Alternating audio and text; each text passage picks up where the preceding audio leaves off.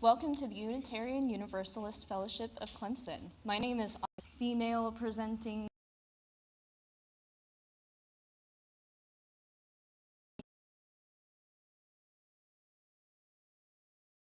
located on the historical lands of the Eastern Cherokee and Southern Iroquois nations. As Unitarian Universalists, we are a religious community grounded in the values of justice, equity, transformation, pluralism, interdependence, and generosity with liberating love at the center. All are welcome here, regardless of religious background, political persuasion, ethnicity, age, ability, sexual orientation, or gender identity or expression. If you're visiting with us today, whether in person or online, welcome. For our in-person visitors, if you'd like to stand up and introduce yourself, please allow a moment for us to get a microphone to you so everyone can hear you. Do you have anyone who wants to introduce themselves? No? Okay. In this space, you are invited to engage with worship in ways that feel comfortable to you. That might include activities such as coloring, knitting, or playing with fidget toys. We have a fidget toy library in the back of the sanctuary. You could get up or move your body if you need to, clapping or vocal responses, or remaining still and quiet throughout the service. After the service, we gather for coffee and social connection in the social room. Please join us. If you're interested in receiving our weekly newsletter or learning more about our faith and fellowship, you can reach out to the office or check out our website at uufc.org. We have a few announcements this morning. Today at noon, we will have You, and You in the library. If you're a recent visitor and would like to make deeper connections with UUFC, you can join us for conversation and sharing. Meg and Rosellen are meeting at 11 o'clock at the UU parking lot tomorrow morning to go to the Workers' Rally in Greenville. If you're interested in carpooling, please join them. The New Year of Children's program starts September 7th. Children will begin the morning in the sanctuary. Following Joys and Concerns, the congregation will sing the children to their exploration rooms, where program leaders will facilitate activities, stories, and conversation. This year, we will explore our UU values through Legos, play, and Soul Matters games.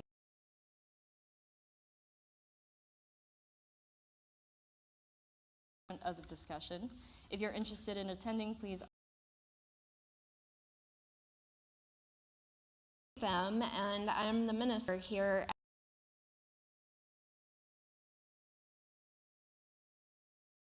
A more gentle movement into the service rather than the ringing of the singing bowl 3 times.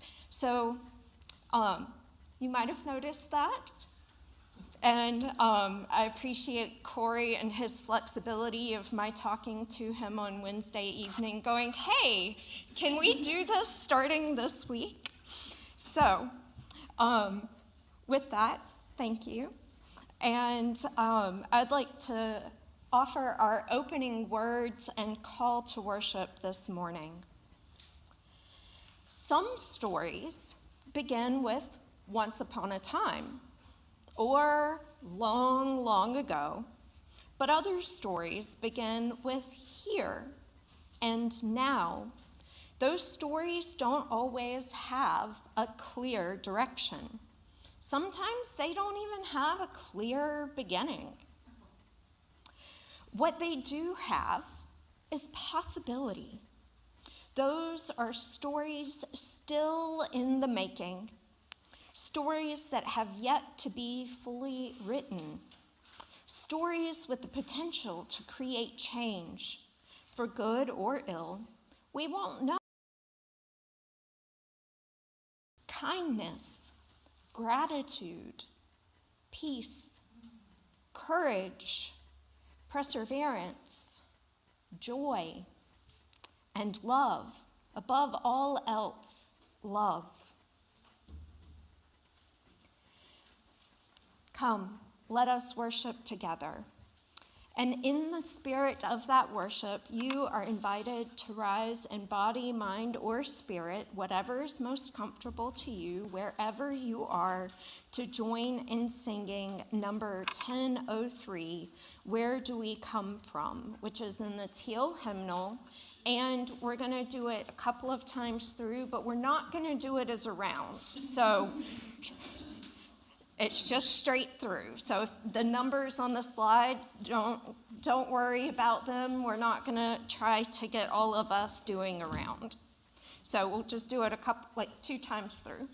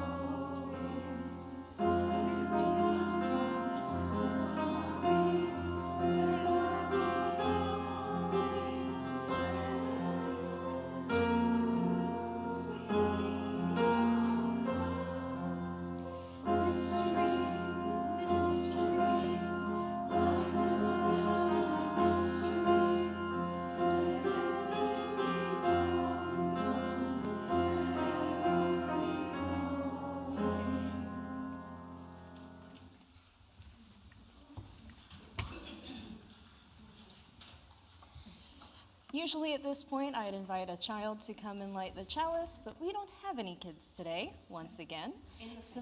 In the sanctuary, at least. So I've asked Joe to come up and light the chalice for us.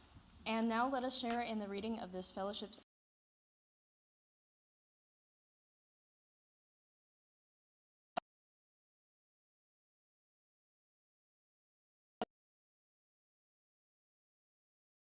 covenant, to dwell together in peace and to care for one another.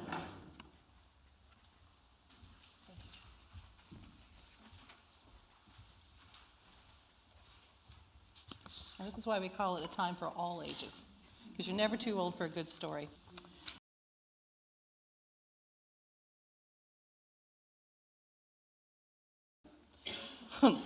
So boring.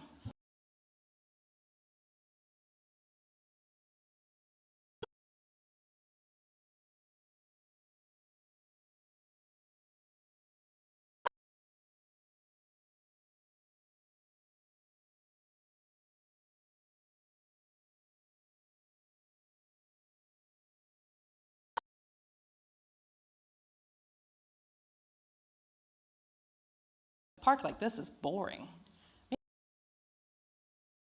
A hippo.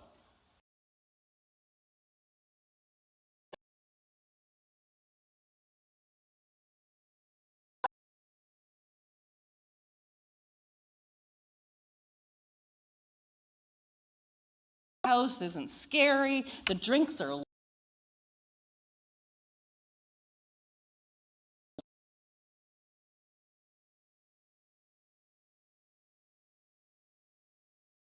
how strange.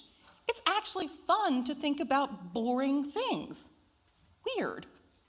Can everything in the world be divided into fun and boring?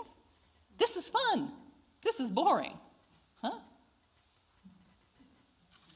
Sometimes I'm not bored or having fun. I'm actually not thinking about anything at all. Like when I change my clothes, or when I'm in the bathroom, or when I'm brushing my teeth, or when I'm waiting for the light to change. I wouldn't say that doing these things is fun, but it isn't boring either. I wonder if there's a word for that experience. Like when I'm peeling a hard-boiled egg, or when I wake up earlier than usual, or when I'm riding the bus. Who came up with the word boring anyway? Was that person bored? Is it fun when 300 bored people get together, or is it 300 times more boring? That looks kind of boring to me. I wonder what the most boring age in a person's life is. Grandpa, what was the most boring thing that ever happened to you? Grandpa was having a lot of fun talking about his past boring experiences. Maybe boring things turn into fun things after a while? I wonder if some people look like they're having fun, but they're actually bored. Or if some people look bored when they're actually having fun. What do adults do when they're bored? Is there a secret to fun that they keep from kids? Hey, Dad, is being an adult fun? Huh? Yeah, it is. Really? Well, sure, it can be boring sometimes. But no matter how bored you are, it's up to you to make things fun. There's nothing happening here, so I drew a maze. And because you get bored sometimes, the fun experiences are even more exciting, right? I guess so, but I've heard that before, so it's boring.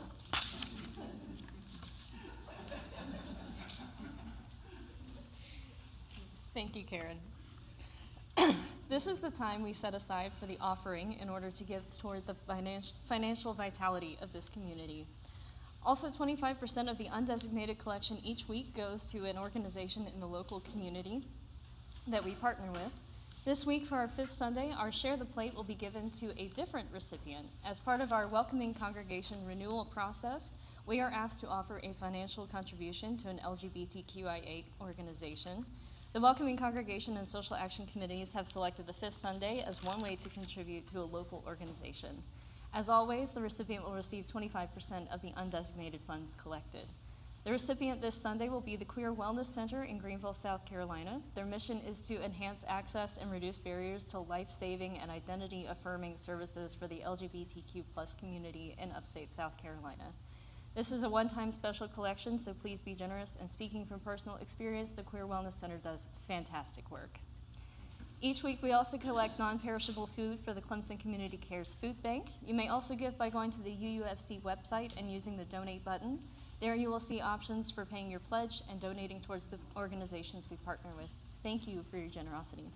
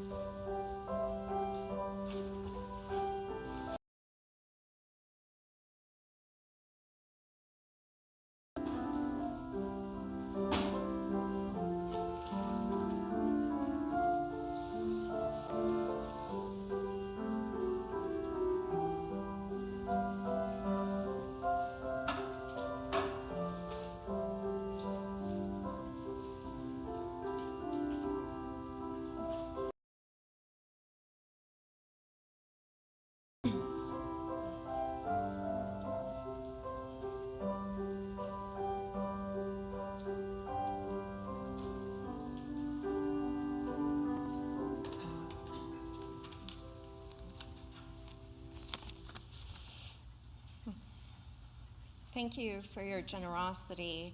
I do want to just take a second to name that I've had reports from a couple of people that they had issues with Vanco yesterday, but then they tried again today and it worked, but not on everything they wanted to try to give to. So if you try to go on and give to Vanco, you might have to try reloading it or coming back a little bit later. There might be something a little weird with the Vanco system right now. So just wanted to let y'all know that. Is that the way to donate? Yes, so if you go on to so the question was asked, what is Vanco? And so if you go on to our website, or there's the QR code on the back of your order of service, that'll take you to Vanco, and then there's tiles, like blocks with pictures and descriptions of the organizations, or if you're paying your pledge. And so sometimes if you go on there and pay, like yesterday I had someone tell me that they couldn't get it to work, but then this morning they had gone on and tried and it worked. So sometimes it just takes a little bit of patience if there's something going on. You know, if you've ever been somewhere and the credit card machine is down, you know, it happens. So with that said, I would like to invite you into the vessel here, this bowl representing our shared community.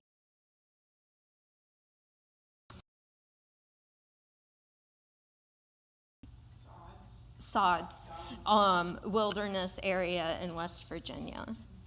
Sorry, dyslexia sometimes strikes in making out certain words. Meg Williamson shared a rally in support of working people will take place at Unity Park in Greenville tomorrow on Labor Day. As was mentioned in the announcements, carpool will leave here at 11. Concern is that the organizers did not obtain a permit. See me for more information. Kathy Crane submitted a celebration to let us know that Carol Ward did have a setback with her broken leg rehab, but she's now back in Lila Doyle for rehab and therapy. Cards are encouraged and welcomed.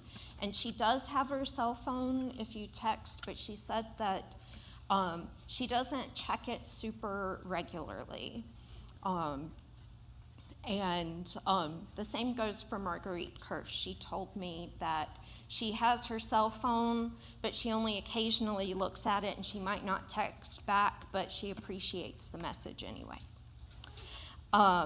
Then I've been asked to, by Elaine Fredendall, to hold those impacted by the Catholic school shooting and the wider Minneapolis area in our heart as they endured not just that shooting, but 4 deadly shootings in about a 24-hour span.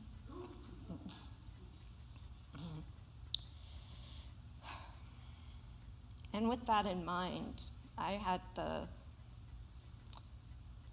idea to look and see how many school shootings there had been this year. And so far there have been 44, which is appalling. So stone for all of those, which are far too many. We won't do 44 stones, but far too many. So many families and communities impacted. And place one final stone, holding space for all of those joys and concerns that remain quiet and tender upon our hearts this morning.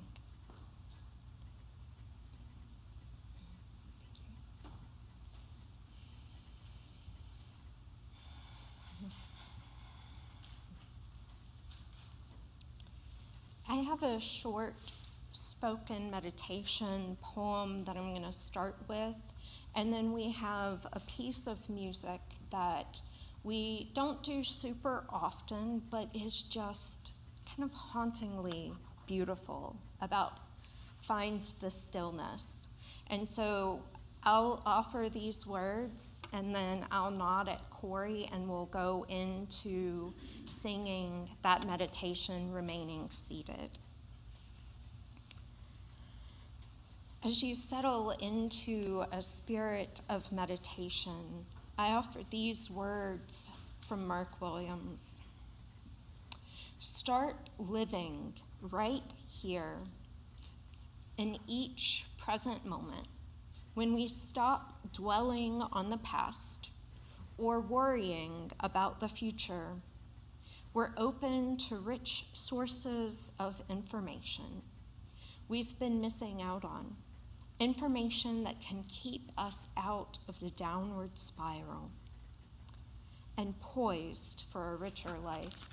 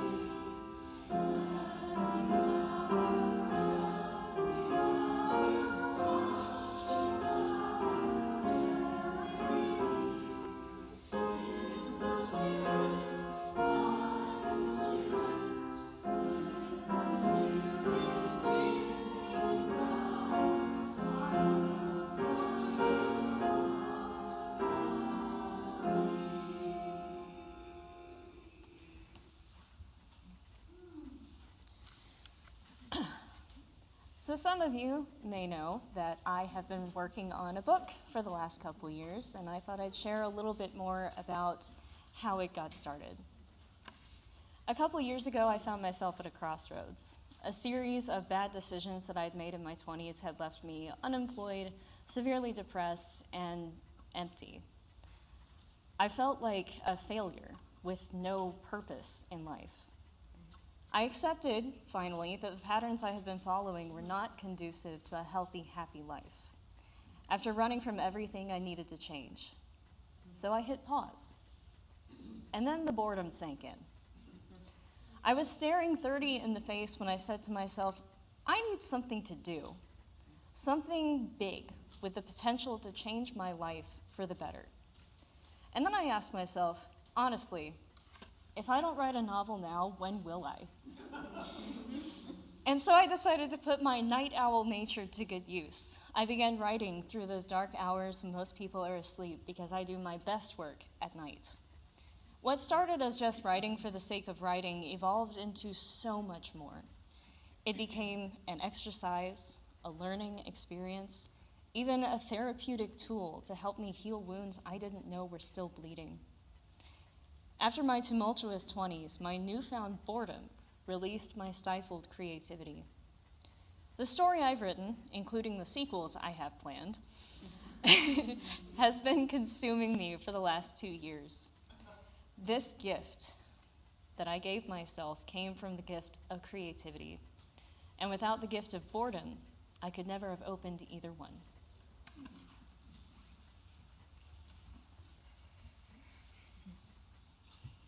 Thank you, Audrey. I want to mention that you'll see in your order of service that it was planned that the choir would perform, but due to illness, they will not be performing today. But I think the message of the song they were going to sing, while it was repetitive, it said that I am enough. Over and over, because sometimes it's the message that we needed to hear. I am enough. Have y'all ever questioned that? Wondered if I'm enough? With a question mark? If you haven't ever experienced that, I am envious.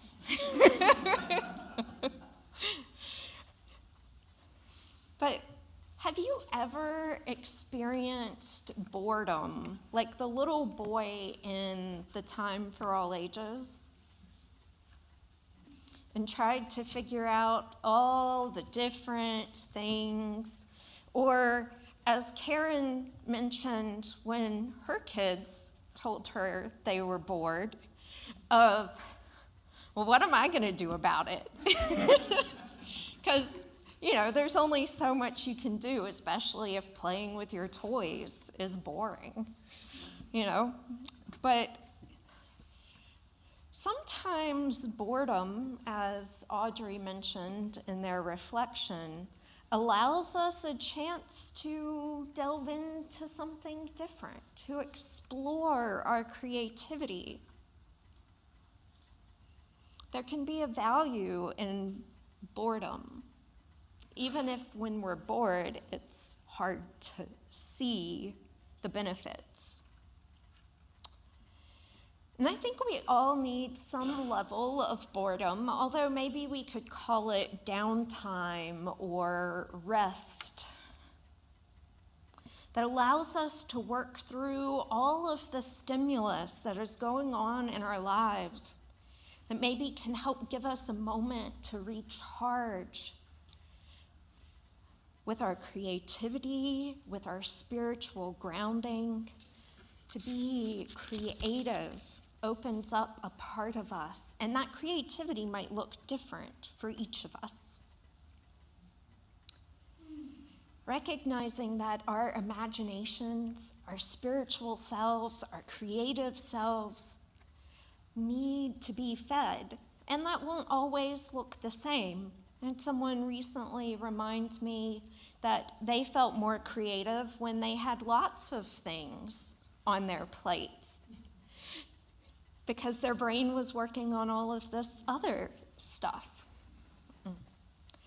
And depending on your age, you might have seen a big change in your lifetime. Even in my years, I've seen a significant change in how much digital media there is.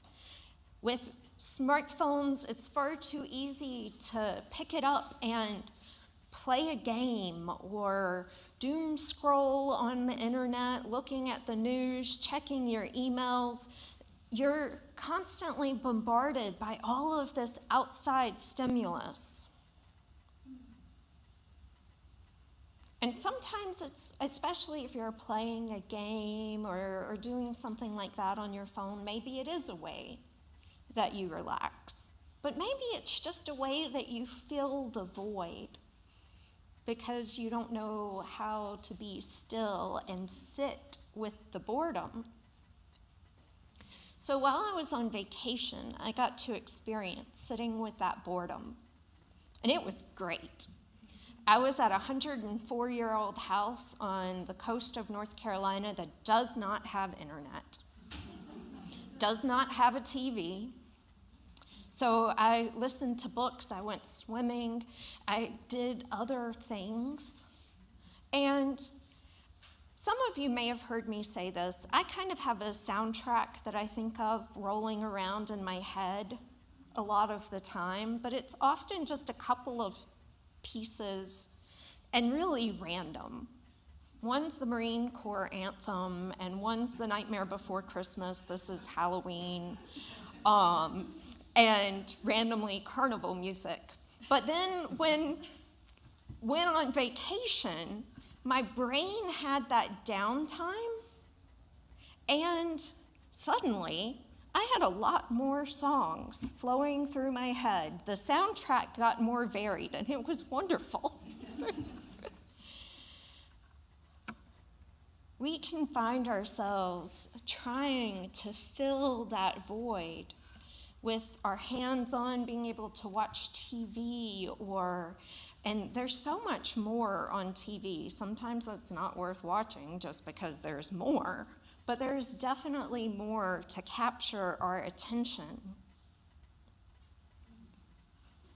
I remember being a kid and we had basic cable and didn't have internet in the house, and I'd go play outside or went and swept a neighbor's porch because she would then give me a snack. Found things to do. Have y'all ever had those moments where you've tried to find something to do? There's another hazard within this, though. Sometimes we push ourselves to the brink of exhaustion, trying to fill every little moment with something, especially those that are still working, maybe also have children in the home. There is a different experience in how your time is taken up. Has anybody here ever worked so hard and not taken your time off and found that you were sick? You got a cold, some other kind of illness. So I was re-listening to a book that I listened to a couple of years ago by Devin Price called Laziness Does Not Exist. And in this book, they speak about, and I want to name that I listened to it, so these are not exact quotes, but some paraphrasing of their words from the best of my memory. So they explained how they had overworked themselves to the point of major illness because anything else was considered lazy, or at least that's how they understood it because of the messages that society often gives. Laziness is often portrayed as a bad thing. Doing something as simple as taking a bubble bath is touted as self-care. And they continue to give examples of how far too often people don't take sick leave when they need to in order to heal, because either they don't get paid if they take the time off, or they get paid time off but then have bosses and others that say, like, question why you're taking time off.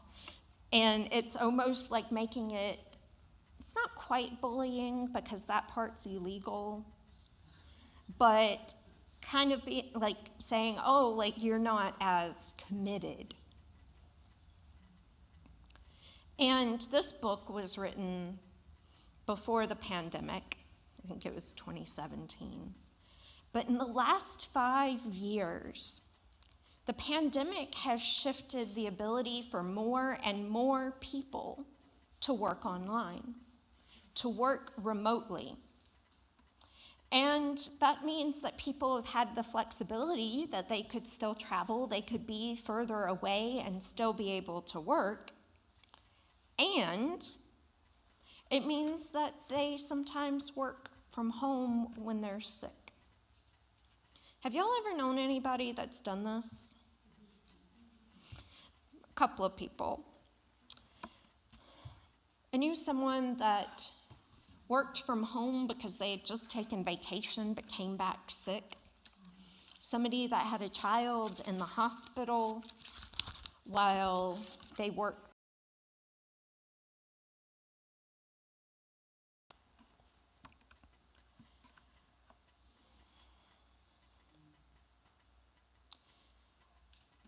With that said, I want to name that being bored, especially when we're grown-ups, and we have all of these things that are going on around us when we are bombarded by all of this external stimulus, it can be challenging to find those moments, whether it's rest or boredom, to find that space for creativity.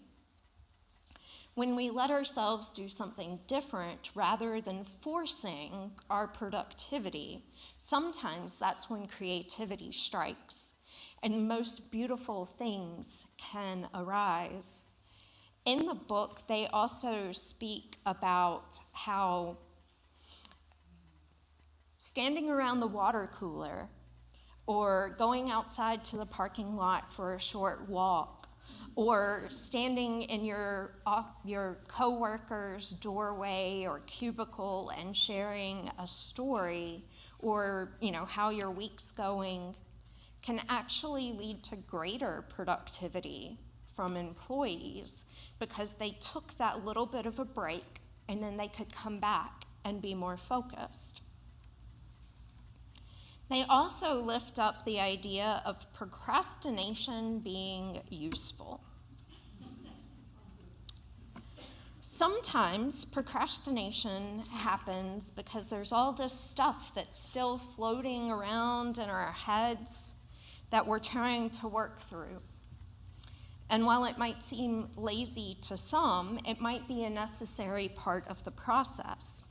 Sometimes also people procrastinate because they feel like if they wait to the last minute and turn it in, whether it's a paper or a project at work, that if there's something wrong with it, it's then because they procrastinated, not because they weren't good enough to get it done. Our brains need different ways of processing. When I was in seminary and I had a paper due, I found that my apartment was never cleaner because I would procrastinate by cleaning. Have any of y'all ever done that? I got a whole lot of oh yes and hand raising. Yes. I'm glad I'm in good company. And then I realized something. I needed to have my space as clear and with as least distractions as possible.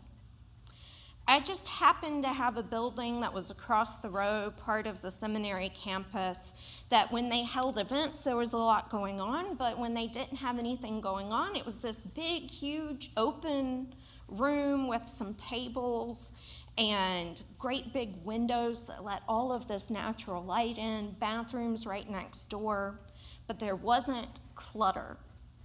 There wasn't a TV, there wasn't stuff to distract me. And I would go and I would sit and do my paper, usually in one go, one day, like just get it done all at once. But that might have been seen as procrastination still, because I waited until the last day or so and then reviewed it and turned it in the next day. But I found that was a process that worked for me.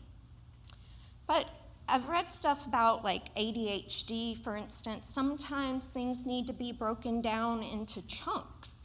And just to get something on the paper, maybe a few paragraphs here and a few paragraphs there. Sometimes you might have to force yourself to sit there and do something, even if it is boring or you don't want to. But I think that finding those moments of rest and boredom, even when you've got things to do, can actually help us find ways to do those things that we have to. And I think this is true in our spiritual practices as well, that sometimes we need to rest. Have any of y'all ever heard of the nap ministry? So Tricia Hershey has a book called Rest is Resistance. If any of you were here at the end of January, my beloved colleague, Reverend Ian Hill, did a service on Rest is Resistance. But she's also well known for her nap ministry, the ministry of finding rest as a collective solution for the busyness of life around us. Literally inviting people to come together and take naps together in public places. I guess you would find out who snores really bad really quick, right? But in her book, there's a quote that we are divine and our rest is divine. Our collective rest will not be easy. All of culture is collaborating for us to not rest. I understand this deeply. We are sleep deprived because the systems view us as machines, but our bodies are not machines. Our bodies are a site of liberation. They are divine, and our rest is divine. There is synergy. There's interconnectedness and deep communal healing within our rest movement.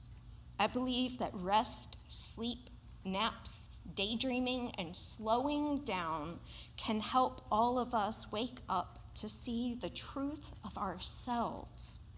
Rest is radical healing. Rest is a healing portal to our deepest selves. Rest is care, end quote.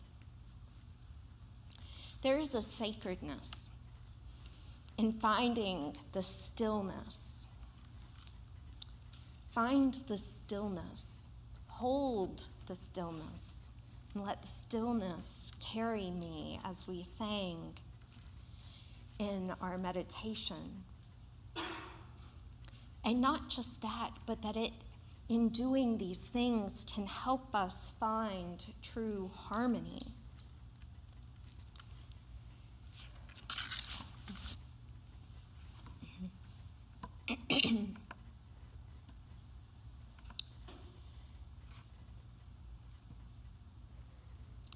And so I want to also lift up that creativity looks different for each of us because our brains work differently. I know my creativity is kicking in when I have extra tunes on my internal playlist. Maybe you get your creative moments when you're brushing your teeth or laying down to go to sleep. Has anybody ever experienced that one? Yeah. Sometimes it's while doing things like knitting or engaging your brain and your hands in other ways. Sometimes it's coloring book or just free coloring on a sheet of paper without any rules. And so our creativity and our boredom, or lack thereof, can influence how we work in the world. And so I want to take a couple of minutes and ask y'all some questions. Are y'all up for that? Okay. So my first question, and I'm going to ask Audrey to bring the mic over to you, and when you get it, if you'll hold it close, that way we can hear as best as we can. Is boredom something that is helpful, or rest helpful for you in whether it's creating creativity or otherwise? Is boredom helpful to you, or is there something else that is helpful to you? So, I know I just ran a bunch of stuff together, so I guess the ultimate question for you to answer is there something in particular that is helpful for you in unlocking your creativity?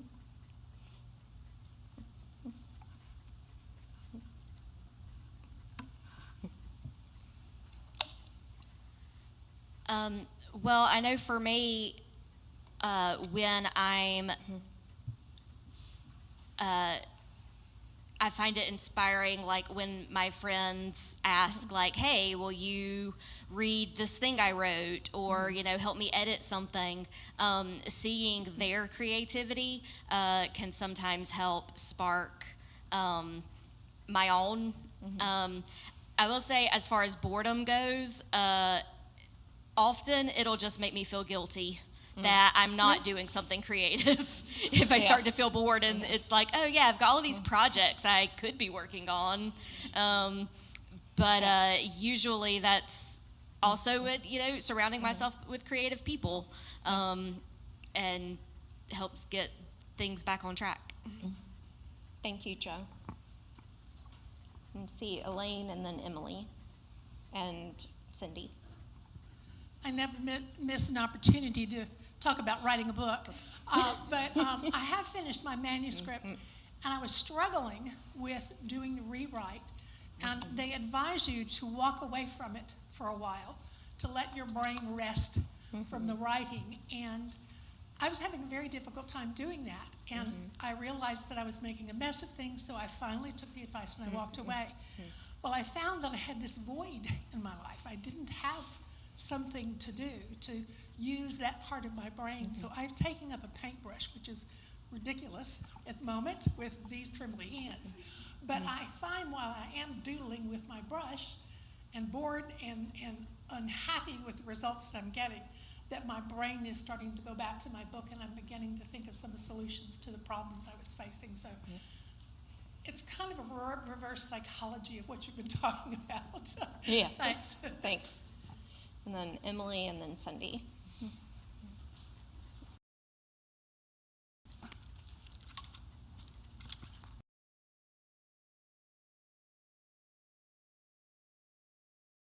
College and all that.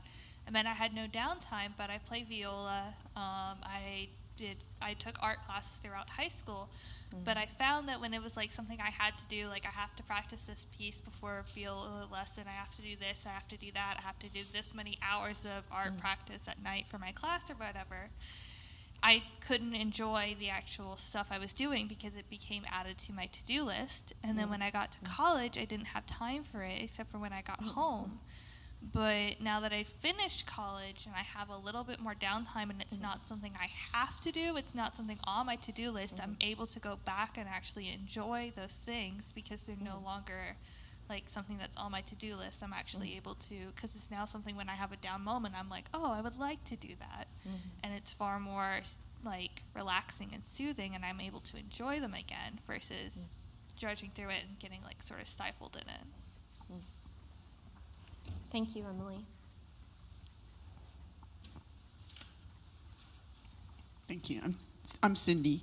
So one of the things that I find useful, I wouldn't say I'm bored, but if I get stuck, is movement, walking. So sometimes at work, I would get up, and Clemson has a beautiful campus. I would just go out and take a short walk, 10 minutes or so. That helped.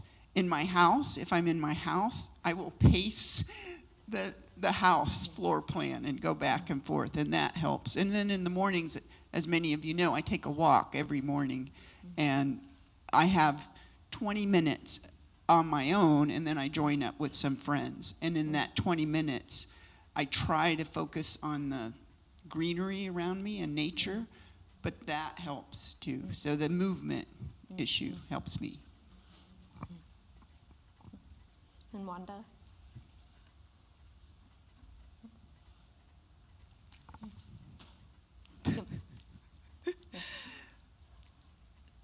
So I never use the word boredom, and I'm never bored. I think it brings a negative meaning, and I'd rather think about it as I'm thinking.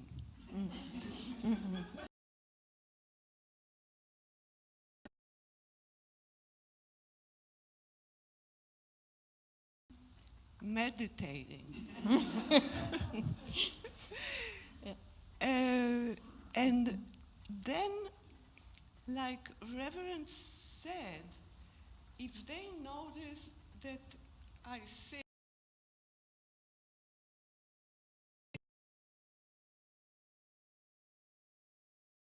so what I do to prevent that, so they say, oh, we can watch TV. You want to go somewhere? You want to go for a walk or go out for coffee or ice cream? I don't want to do anything. I just want to be left alone. So I take a telephone, because now everybody walking with a telephone, and I put it down and I pretend. And I am left alone. Then about being creative. As I think it's a great idea that Audrey decided to write a book. How many of you are writing a book? When I talk to different people, they go to courses, workshop, and they want to write a book. Okay, I'm also writing a book. But what happened, and I'm trying to learn for writers that have much more experience, and I start with one sentence, and I have all that plan how to write it, but then your mind works in such a way, it just takes off. And you are getting more and more creative. And I read, but recently, about Hemingway. Hemingway would sit and, like Reverend said, until late at night and writing and pounding and writing. And he would leave it till the next morning.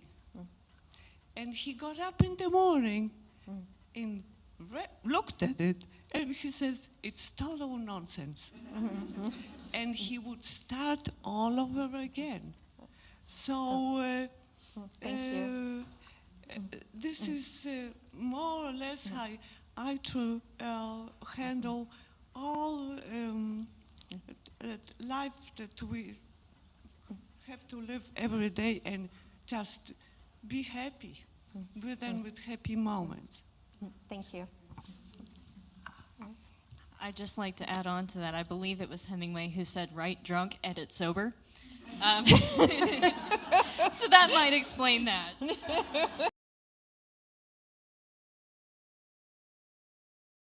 Good. Sometimes that looks like allowing ourselves time to rest,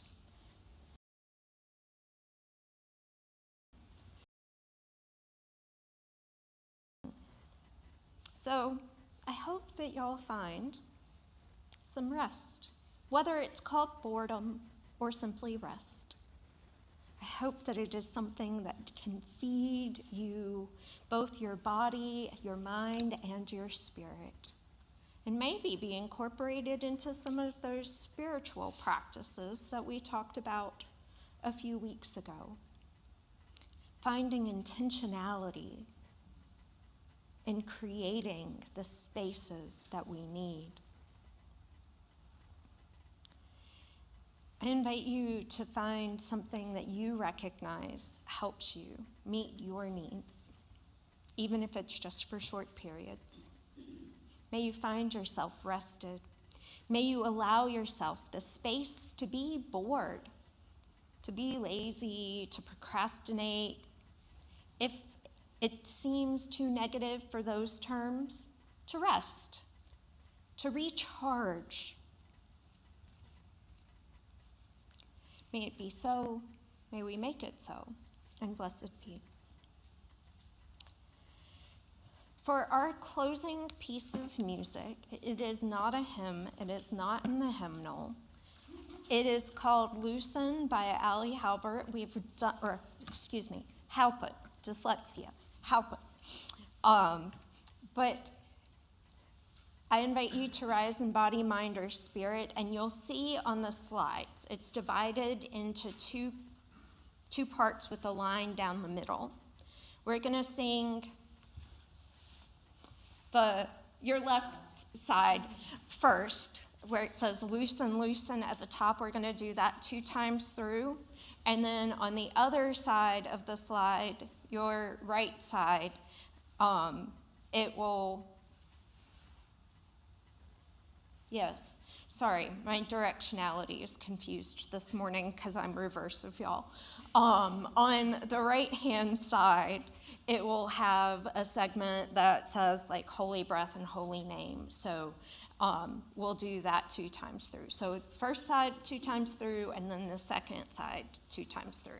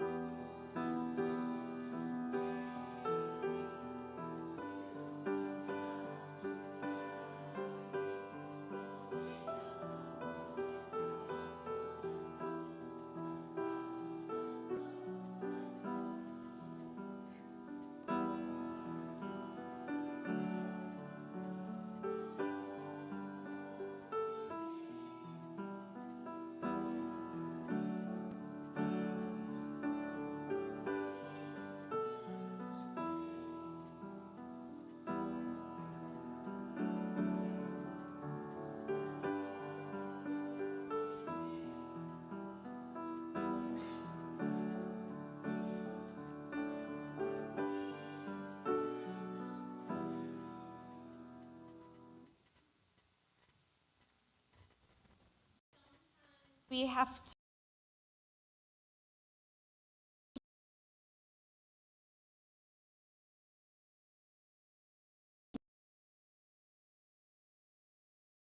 to relax. This is a song that I go back to over and over when I know that I need to let go. And there's a YouTube video, and it's on Spotify and on Bandcamp, so if you want to go listen to it or find the lyrics to do that for yourself as a spiritual practice, I think she is a great artist to do that with. And in that spirit of releasing, I invite you to go in peace and return in love until we are together again.